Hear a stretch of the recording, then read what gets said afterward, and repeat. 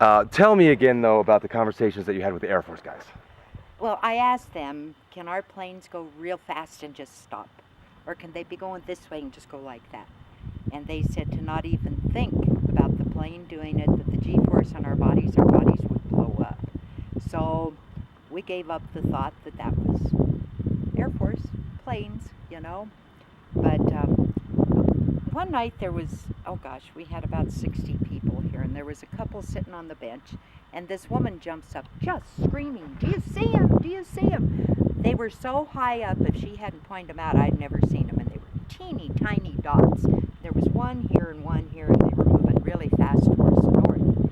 Well, all of a sudden, the one in the front stops, and it waits for the one behind to catch up, and that one caught up, the two of them took off, and there was a streak of light across the sky when they took off.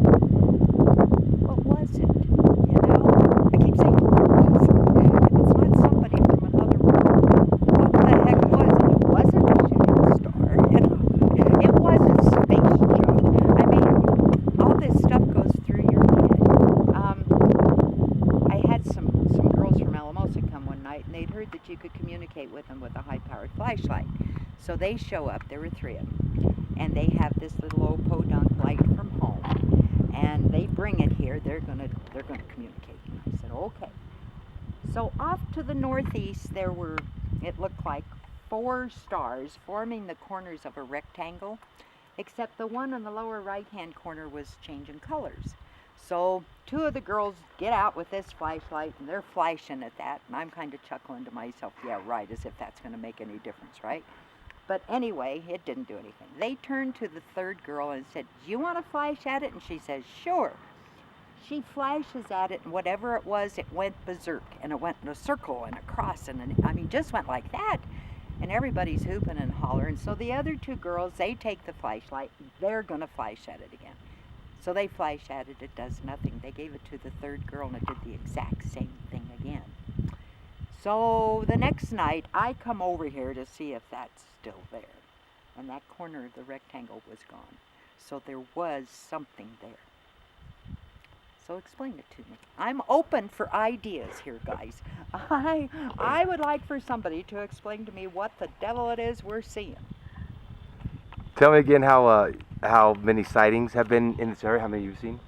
From just the tower, there's been 70. I've gotten to see 26 of the 70.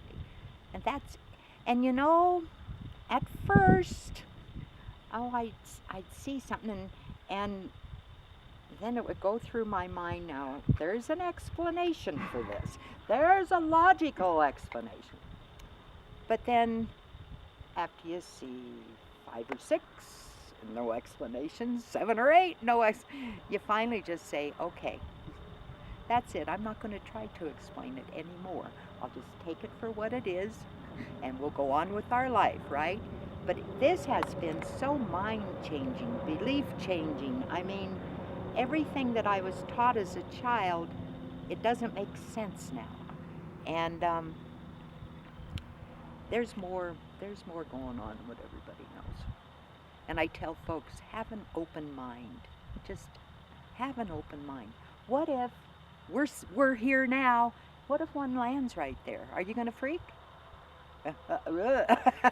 I'm not. I want to communicate with them. But most people would freak, totally freak. Now, there was one that landed down here by Villa Grove a number of years ago, and I've had, 8 or 10 different people in telling me they had seen it land. And I said, well, did you go look? Oh, my good God, no. We put the pedal to the metal and got out of there. We were scared to death. Why are they scared? They're watching too many horror movies. That's why they're scared, And I'm not scared. I'm ready for it. Do you think that the space that we're at right now has energy, a certain type of energy, San Luis Valley? Oh, yeah. Yeah. And see, the Native Americans, they considered the valley floor sacred. They would have their peace talks on the valley floor, but they would fight in the mountains. And over here by Crestone, they've got all these temples that have been built over there, religious temples, and there's the monks and the Buddhists, and if you go up there, it's really something to see the temples, and they let you in. But there is something special about this valley. And I haven't figured it out yet, but I like it. So why should we come visit you when we're here? To have an experience. I think to have an experience. Come here, let's sit down and chat. I'll show you pictures. But you know, I'm not here to convince anybody. That's not my job. But if we can expose more people, we can expose to this, then when the time comes and something actually does land, everybody will be prepared. What's happened? Again, go over this. Some would say a mess, but what does it stand for? We have two vortexes here, and vortexes are described as portals to a parallel universe or an opening, and they spin and they're full of energy. So what I have done is I have told people when they come here to leave something in the garden and get their energy here as well. So we got trinkets from all over the world out here that people have left. But that's what my mess is. Folks like it. We get a big kick out of just what the heck they pull out of their cars. I can't get over it, but it's a part of them, you know? And I know people look at me and say, what she'll pull out of her car. All right, shameless self-plug. What do we have coming up here at the UFO Tower? We've got UFO conference, be the 27th and 28th of July. You can go on the website, www.ufowatchtower.com, and all the details of the conference are on there. And you know, it's kind of fun because we have these speakers come in. They each talk about a different aspect of the phenomena. And then at night, everybody gets out and they watch the skies.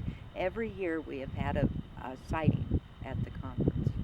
But I think it's because we have so many people with the same kind of energy. You know, I think that attracts them. And and plus there's so many eyes looking up.